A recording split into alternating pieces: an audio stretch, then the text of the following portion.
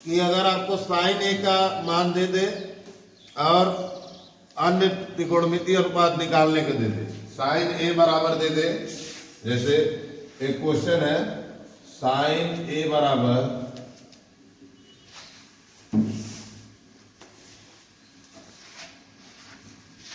1/11, उसके बाद पूछ रहा है कि अन्य त्रिकोणमितीय अनुपात ज्ञात कीजिए। अन्य त्रिकोणमिति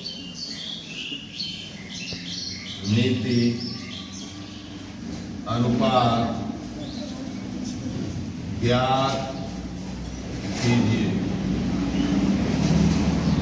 ठीक है, तो हमारे पास पहले ये समझ लेना है कि साइन ए बराबर दिया हुआ है 1/11। तो पहले हम एक फिगर बनाएंगे। फिगर सब कैसा रहेगा? समकोण त्रिभुज का रहेगा। ठीक है, यहाँ पे एंगल ए रहेगा, यहाँ पे तुम जो चाहो वो मान लो, बी और सी कुछ भी मान लो। ठीक है, तो यहाँ पे क्या हो गया कि साइन ए, साइन ए का मतलब क्या? यहाँ पे हम लिख लेते हैं जो हम कल बताए थे।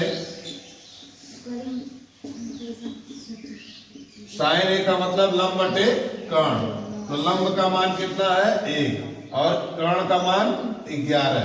ठीक है, तो अगर हम पाइथागोरस प्रमेय से इसको हम निकालना चाहते हैं तो हमें भी पहले लिखना होगा माना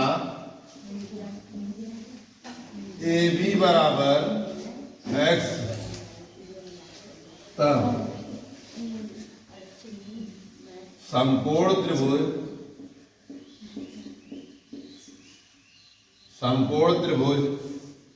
ए बी सी से पाइथागोरस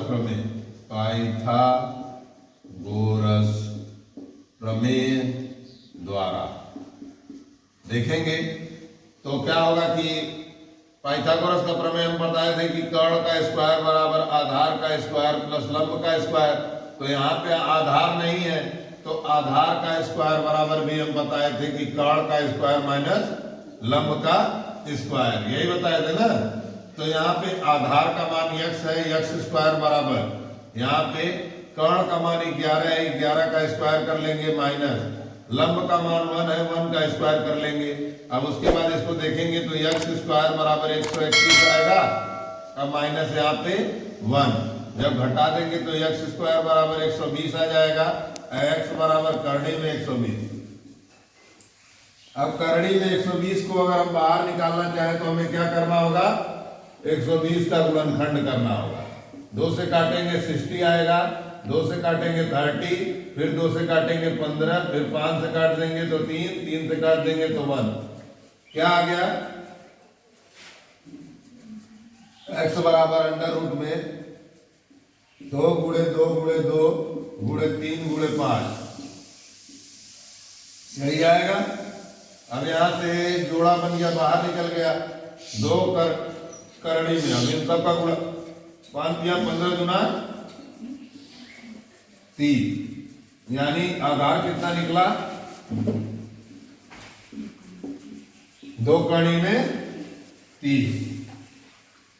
अब क्या होगा कि अब साइन ए का मान है तो कॉस ए का मान निकाल लेंगे। कॉस ए बराबर क्या होता है? आधार बटे कर्ण। आधार का मान कितना है? ए बी बटे ए सी बराबर कितना हो जाएगा?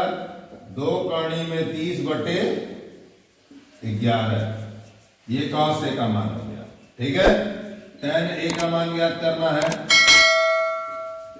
tan ए का मतलब क्या? लंब बटे आधार, तो लंब का मान हो जाएगा BC बटे आधार का मान AB बराबर कितना हो जाएगा? 1/2 अंडर रूट 30, ये tan का मान हो गया। अब हम आते हैं sec के मान पे, तो sec A बराबर क्या होता है?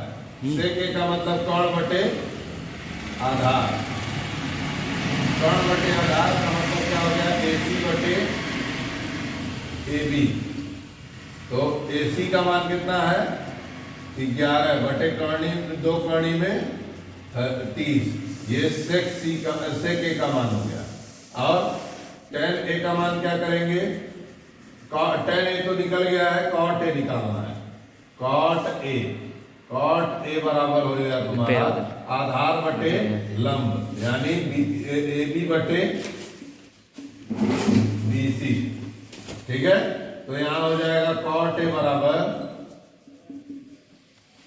आधार क्या है, दो कड़ी में 30 बटे BC का मान 1 है, तो इसको हम लिख सकते हैं cot A बराबर 2 कड़ी में 30, बस इतना ही होगा। एक से भाग देने पे कोई फर्क नहीं पड़ेगा। ठीक है, अब आते हैं हम कोसेक या कोसाइन। कोसाइन A बराबर हो जाएगा तुम्हारा कर्ण बटे लंब, यानी AC बटे BC। तो यहाँ पे देखेंगे तो AC का मान आ गया है हमारा 11 बटे 1, तो बराबर 11 भी लिख सकते हैं। तो कोसेक A बराबर आ गया 11, ये हमारा पांचों त्रिकोणमितीय अनुपात निकल गया। इस तरह के क्वेश्चन में अगर हमें साइन या कॉस या टेन किसी का भी मान दिया है तो इसके हिसाब से हम देख लेंगे। अगर साइन का दिया है तो लंब बटे कर्ण, तो यहाँ लंब और कर्ण का मान दिया हुआ है, आधार का मान पाइथागोरस प्रमेय से निकालेंगे।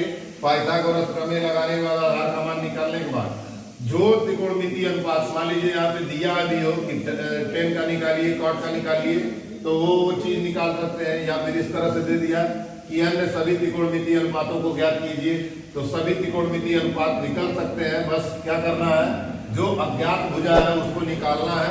निकालने के बाद अपना फार्मूला यही है, इसी फार्मूले पे आराम से रख के निकाल लेंगे। ठीक है।